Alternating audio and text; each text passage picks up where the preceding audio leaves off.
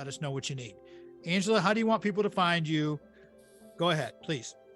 Oh, thank you, Tom. If anybody wants to find me and kind of get a little bird's eye view of some of the things I do, you can go to my website at www.angelaandjoseph.com.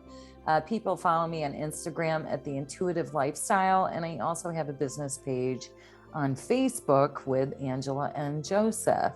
And those are really easy ways for you to find me and connect with me. And don't be surprised if it's going to be hard to get in to see her because she's so popular. I am on a wait list. We exactly. But the thing is, and that's why we're doing the multimedia, because the short clips, they work really well. And we want to get you your information in digestible pieces of content. Moments of thought sounds really, really cool to me. I mean, I really like that whole thing. Just like what we're going to do right now. Messages to my younger self, something I dreamed up. Came out of nowhere. I like it. Did a few of my own. I'm still putting my own up there because I have so, Angela, I tell you, I swear to God, I got a million of these things that I could tell myself, my younger self. But again, Craig Stiles helped me understand and frame this up a little bit differently.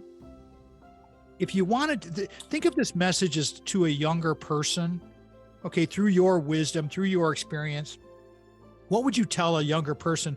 Hey, I made this mistake and I don't want to see you do this. But basically the message is to my younger self, because we've all traveled a very crazy road in life, and it is what it is. It's fine. It's good. And it's fun. Go ahead, Angela. What would be, now you can do 1, you can do 2, you can do 3. We got the segment to do it. Whatever you feel, but what's your first messages to my younger self for Angela Joseph, AJ? Well, I would say, if I were really looking back, I would say, trust yourself and focus and commit to creating a strong relationship to yourself before anybody else. And be careful of who you let influence you, because birds of a feather flock together, as Nina used to tell me. And that has been, birds of a feather flock together. I used to think that. My grandmother, Nina, I speak of her often. She was everything to me.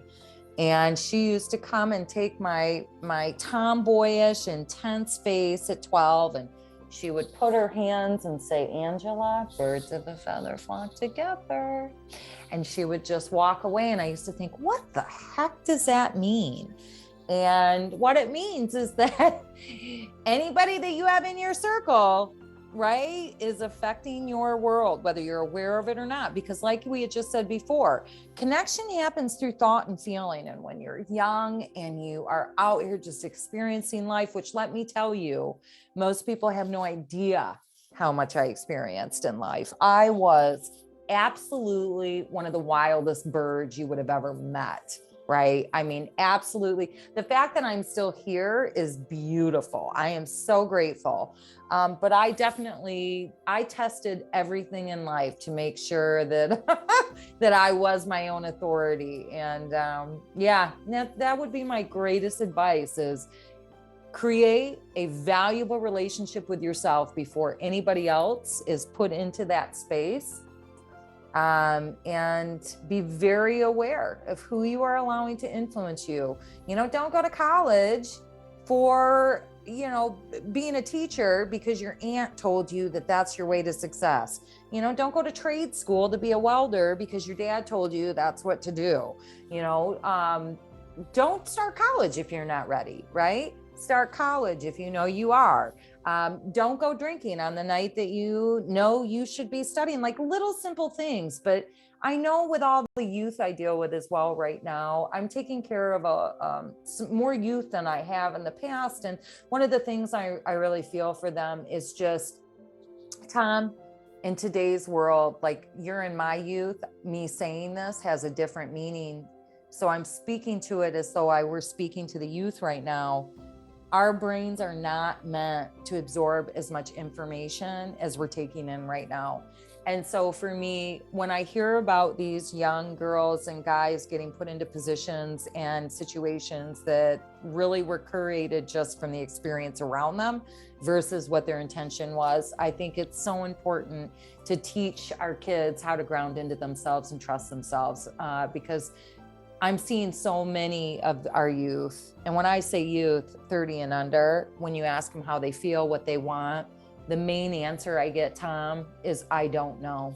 And so if you don't know, that means to me that you are in somebody else's story. You're letting somebody else write your story. You're letting somebody else narrate your story. And for me, you're never going to win unless you are the one narrating your own story. You can change it all the time. When we're going to make mistakes, but those mistakes are incredibly valuable and oftentimes will take us to the next step, right? So, it's a big piece for me right now of wanting to help people learn how to trust themselves. That's a very good point, and thank you for sharing that. It's powerful. I mean, helping people understand that, and what you said was trusting yourself and create a valuable relationship with yourself, loving yourself. Like I close this program every episode. You've heard me say this. You've been on this show 17 times. Before you can share love with others, you must love yourself first. I did not know that until I was probably in my late 40s and had just finished college. So everybody's path is different. And if you are measuring yourself against whatever you're measuring yourself against, your mom and dad's opinion or all of your friends.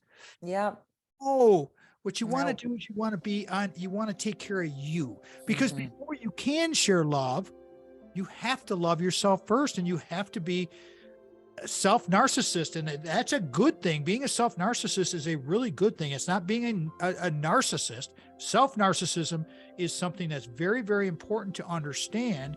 And when you take care of yourself, when you do these things, then you make yourself stronger, more powerful, a better resource for others. And that's why I know you do all your running, and you choose, I was going to say block, but you don't block off your time. You choose, as I do, to do your running. I know your running is something that you love, and it's awesome. And I'm very, very happy for you. So thank you for saying that. We're going to come up on the close of the show.